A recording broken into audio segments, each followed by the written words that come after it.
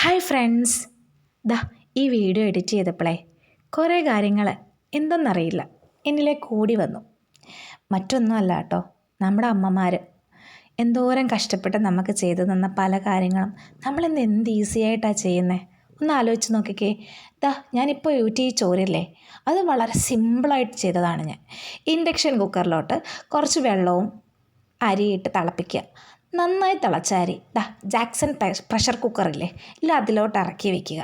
നേരം വെളുക്കുമ്പം ചോറ് റെഡി. ഒന്നുകൂടെ തിളപ്പിച്ചൂറ്റി. കാര്യം സിമ്പിളായില്ലേ? എന്നാൽ പണ്ടോ കഷ്ടപ്പെട്ട് വിറകടുപ്പിൽ ഊതി ഊതി കത്തിച്ച് തിള വരുന്നത് നോക്കിയിരുന്ന് അതൊരു കാലം.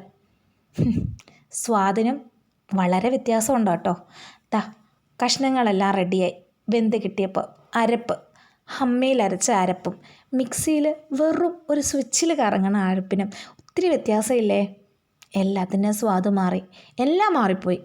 കാലങ്ങൾ നമ്മളെ മാറ്റിയെന്ന് തന്നെ പറയാം. തിരക്ക് പിടിച്ചൊരു ജീവിതമല്ലേ, ആരെയും കുറ്റം പറഞ്ഞിട്ട് കാര്യമില്ല.